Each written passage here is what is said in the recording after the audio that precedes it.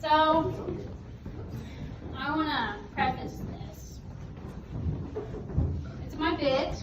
I was talking to my friend, and she's like, you need a name for your bit. And I'm like, I need a name? So shout out to Liz for this 30 seconds of brainstorming. It's called My Roommate's Dead Cat is My Ticket to Fame. And so let me give you a little bit of background, because it's going to make sense eventually. I was a super shy and awkward teenager, as all teenage girls are. And I was homeschooled also all the way to my junior year of high school, and so it checks out. And I one day was in class for my last 2 years of high school, and my biology teacher's like, oh, you're an extrovert. I'm like, I'm an extrovert? No, I'm not. And she's like, oh, I guess you are. And so I go home and I ask Google, and Google said, hey, you're an extrovert. And I'm like, oh my gosh, it all makes sense why I'm such a bad introvert. I go out to college and I tell myself, you know what, this is my time to shine. I have to make up for all those years of not being the center of attention. And so this is one of my many stories about me seeking the center of attention. And so it comes in two parts. First part, sophomore year, my roommate's cat dies. And I try to be sympathetic because I love my roommate, but it was a cat. And I'm allergic to cats. And so I was trying really hard. And so I said, hey, look, I'm taking a Brit Lit class. We're learning about dead cat poetry, which apparently is a thing. Look it up, 19th century. And so I'm like, I'll write your cat a eulogy, okay? And she's like, thanks. And so I get the details. The cat's name is Eve. She just stopped eating one day and slowly starved to death. And I'm like, that's pretty gruesome. So I wrote her a little eulogy. She's like, it's hard, thank you. And I'm like, you're welcome. And so I thought that was the end of it. A couple weeks later, a friend's like, hey, you want to come to this lecture? And I'm like, okay, sure.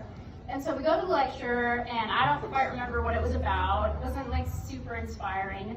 And the Q&A comes up, and you can tell, you know, there's not many people in the room. The speaker's like, does anyone have any questions? No one really has any questions. He's like, does anyone have any questions?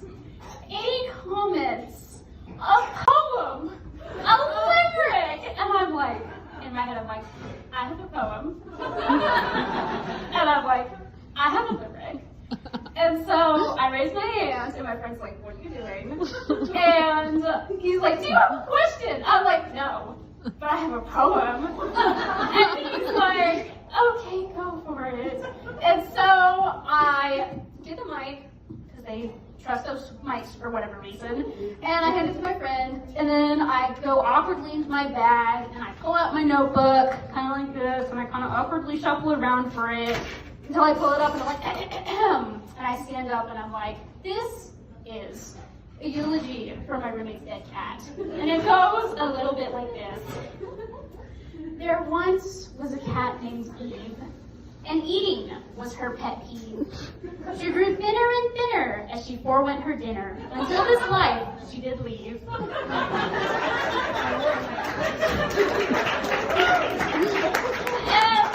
unlike you guys, these people were not really impressed. And he was like, oh, that's so nice. And my friend, she is so done with me at this point. We've been friends for 2 years, and she just grabs the mic from me, and she asks a really sensible question, and suddenly everyone's attention's off me, and everyone's like, oh my goodness, that was so awkward.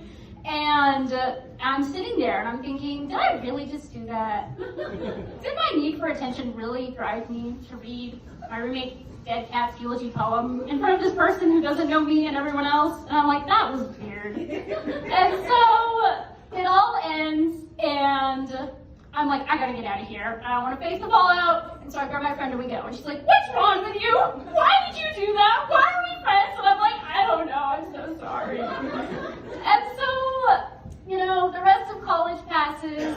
You know, I'm graduated and employed. And I'd like to think I've mellowed out a little bit and I don't quite need that attention anymore. But I'm here in front of you all. And so clearly I still have some things to work through. And so thank you for hearing my tale. If you want to hear more funny comments, check me out on LinkedIn. Freaking LinkedIn.